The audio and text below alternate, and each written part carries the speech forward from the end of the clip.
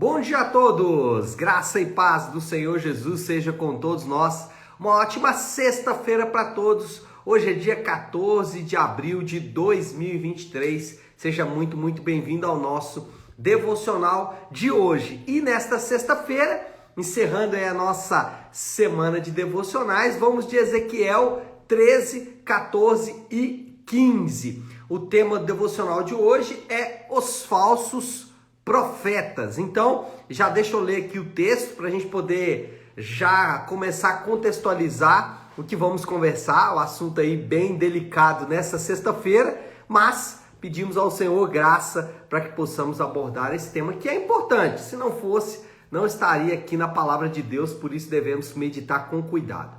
Ezequiel capítulo 13, dos versículos 8 até os versículos 10. Então, Ezequiel 13, do 8 ao 10, que diz assim: Portanto, assim diz o soberano, o Senhor, por causa de suas palavras falsas e de suas visões mentirosas, por causa de suas palavras falsas e de suas visões mentirosas, estou contra vocês. Palavra do soberano Senhor. A minha mão será contra os profetas que têm visões falsas e proferem adivinhações mentirosas. Eles não pertencerão ao meu conselho, ao conselho do meu povo, não estarão inscritos nos registros da nação de Israel e não entrarão na terra de Israel. Então vocês saberão que eu sou o soberano Senhor. Versículo 10. Porque fazem o meu povo desviar-se, dizendo-lhes paz, quando não há paz, e constroem um muro frágil e passam-lhe cal. Bom, até aí vamos pegar a partir desse ponto. Ezequiel, ele tem que lidar com um problema já antigo aí da nação de Israel. Ezequiel, ele, assim como Isaías e assim como Jeremias, ele precisa enfrentar o mesmo desafio, que é o quê? Profetas que falavam em nome do Senhor, mas que não tinham sido autorizados por Deus. O que esses profetas diziam? Que Deus, de maneira milagrosa, iria se manifestar e livrar Jerusalém, Judá e o povo de Israel do cativeiro babilônico. Ia livrar Israel das mãos dos babilônicos. Eles diziam, olha, Deus vai fazer alguma coisa milagrosa que isso vai acabar. E eles diziam que estavam tendo visões em relação a isso e estavam recebendo palavras de Deus em relação a isso. Só que Ezequiel, Jeremias e Isaías também tiveram que lidar com isso e a advertência é sempre a mesma, tá?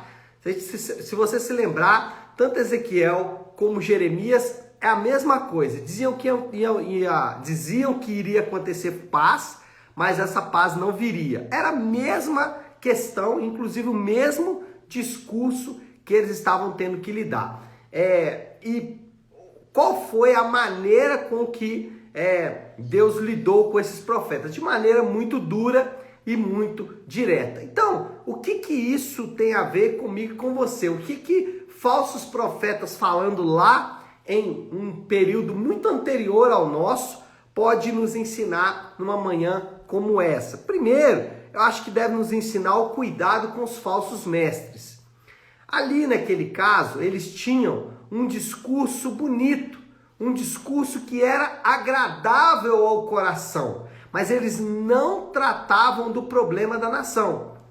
Tanto Jeremias como Isaías e aqui Ezequiel, eles abordaram o mesmo ponto.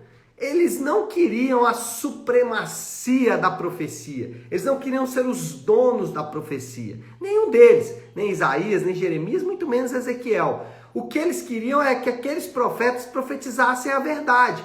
Mas eles não estavam tratando do problema da nação. Inclusive, aqui em Ezequiel, Deus vai fazer uma relação entre a profecia deles e um muro furado, um muro que não protege, um muro que diante de um ventozinho ia cair. Por quê? Porque eles estavam construindo um discurso que não se sustentava a longo prazo. Então eles não tratavam do problema do pecado, do problema da nação, que era exatamente o pecado. É interessante que andando aí ao longo do relato da Bíblia, os apóstolos constantemente advertiam os crentes em relação aos falsos mestres. Praticamente todas as epístolas do Novo Testamento, praticamente todo o ensino do Novo Testamento tem ali o personagem do falso mestre, do falso profeta, do falso pastor, do falso líder, daquele que é um desonesto intelectualmente. E aí, tanto Jesus com os fariseus, depois os apóstolos ali com os falsos mestres dentro da própria igreja, todos eles lidaram com esses mesmos falsos profetas. E aqui a gente precisa tomar um cuidado, que é um cuidado máximo, já que esse é o ponto, cuidado com os falsos mestres. Um cuidado que nós temos que tomar é com o pragmatismo. O que é o pragmatismo? É aquela história do seguinte, olha, se está dando certo, está certo. Então, se alguma coisa funciona bem, isso significa que Deus está na coisa. E nem sempre é assim. Nem sempre o fato de algo funcionar bem significa que Deus está envolvido com aquilo ali. Na Bíblia, o certo é o certo e não é o certo que está dando certo.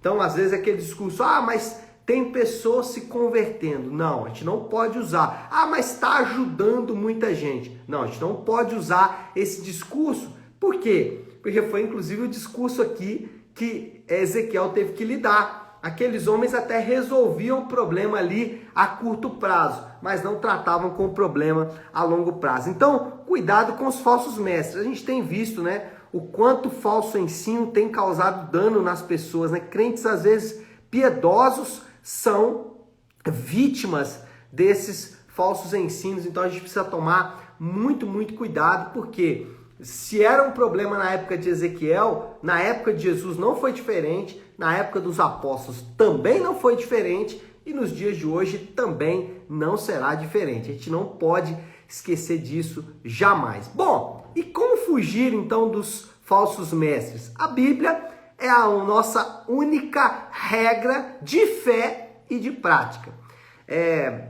Nós temos que nos apegar firmemente à Bíblia. Contudo, eu preciso fazer aqui algumas advertências quando falamos em apegar-se à Bíblia. Primeiro, é que não existem duas interpretações, ou algumas pessoas estão dizendo assim, não, é o seu método, ou é o método do fulano. Não, não existem duas interpretações do mesmo texto.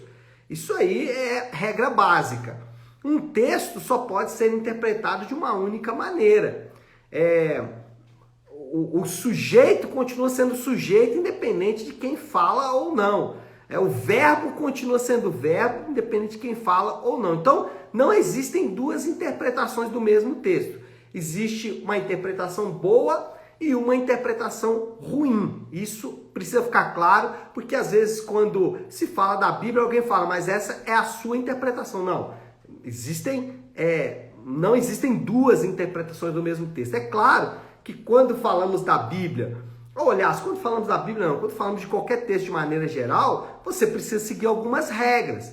Falando sobre a Bíblia, você precisa interpretar profecia de um jeito, você precisa interpretar narrativa de outro jeito, você precisa interpretar epístola de outra maneira, evangelho de outra maneira. Aí o que acontece? São regras interpretativas. Por exemplo, aqui no texto que acabamos de ler, Ezequiel, ele está narrando um acontecimento. Ele está dizendo, olha, isso aqui aconteceu no meu tempo. Então, como eu devo interpretar isso? Primeiro, ler o que está escrito, que é o que eu estou fazendo aqui, os falsos profetas, e dizer o seguinte, como isso vai se encaixar aqui na minha realidade. Então, eu estou aplicando esse mesmo texto. Outro ponto importante é o seguinte, o sola escritura da reforma não significa que cada um pode ter a sua própria interpretação. Esse foi um equívoco também de muitas pessoas.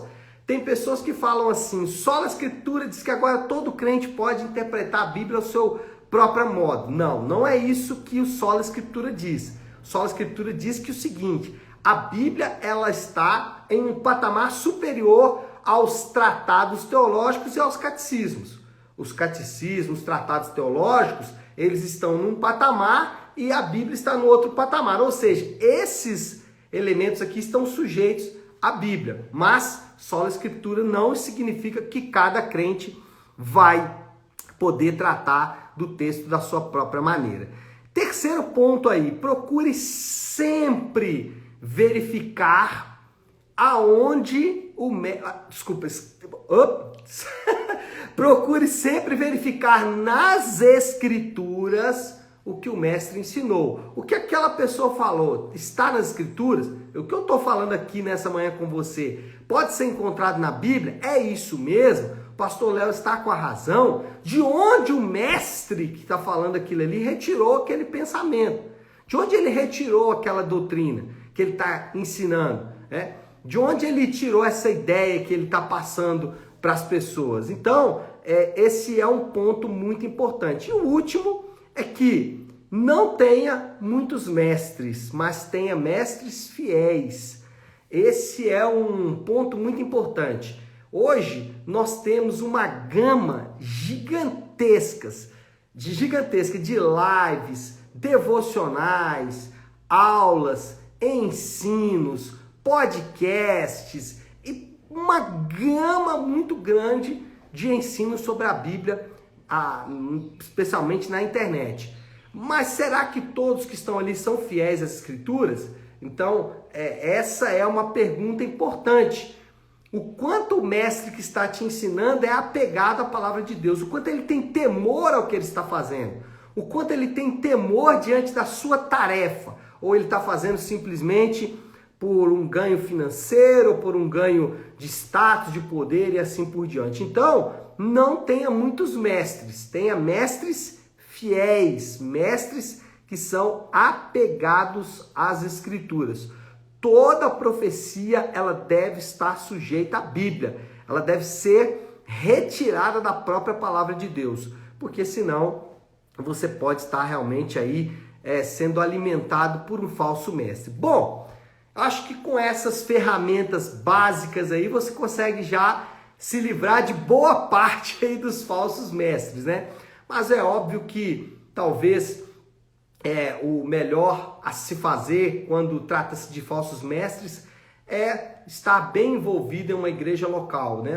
Com uma liderança que você conhece, que você pode analisar tanto o que ele ensina com cuidado quanto a vida dele. Então, estar envolvido em uma igreja local talvez seja a ferramenta mais preciosa quando falamos aí de falsos mestres, mas eles estão por aí, tome cuidado. Bom, por último, acho que o último conselho aqui, já que o tempo também já está andando, seja gracioso. O que eu estou dizendo com isso? Quando se deparar com um falso mestre, se você tiver oportunidade, advirta aquele irmão. Mateus 18, se teu irmão pecar contra você, vá até ele. Então, se você se deparou com um falso ensino, seja meu. Se eu falar alguma coisa aqui que não está nas Escrituras, ou que confronta as Escrituras, me advirta. Advirta alguém que está ensinando você, fala, olha, o que você falou não está na Bíblia, você está falando aí é uma heresia, é um erro, então não faça mais isso. Então, advirta esse irmão, mas faça isso com graça. Não faça com sentimento justiceiro, Satanás vai te pegar e outras coisas mais. Não faça isso. Sempre com o coração cheio de graça, cheio de amor. Por quê? Nós somos chamados, sim, a julgar. Jesus disse, julgue os falsos profetas. Mateus capítulo 7, ele vai falar sobre isso. Ele vai falar que nós devemos enxergar o lobo em pele de cordeiro. Mas como devemos fazer isso? Com um coração gracioso, sabendo que se não for a graça e a misericórdia do Senhor, nós também estaríamos envolvidos nesse falso ensino. Então, seja extremamente gracioso. Pastor, mas o próprio texto aqui fala, que os falsos profetas serão punidos por Deus. A vingança pertence ao Senhor. Nós não devemos fazer vingança com as próprias mãos. Nós devemos ser graciosos. Eu confesso que isso é difícil às vezes, mas nós temos que exercitar graça quando nos depararmos com o falso mestre. E se tivermos oportunidade, advertir em amor aquele irmão para que ele possa mudar a sua própria conduta. Bom, moral da história aí, já para a gente ir caminhando para o fim, Deus deu a sua palavra para o seu povo, para que eles pudessem julgar as profecias. Vamos usar essa ferramenta poderosa para proteger o nosso coração. Então, Deus nos deu a Bíblia para nos livrar de cair, nesses tropeços aí dos falsos mestres. Vamos usar essa ferramenta, vamos nos apegar à palavra de Deus. E o desafio do Léo para esta sexta-feira, então, já que nós estamos falando sobre isso, é estude a Bíblia.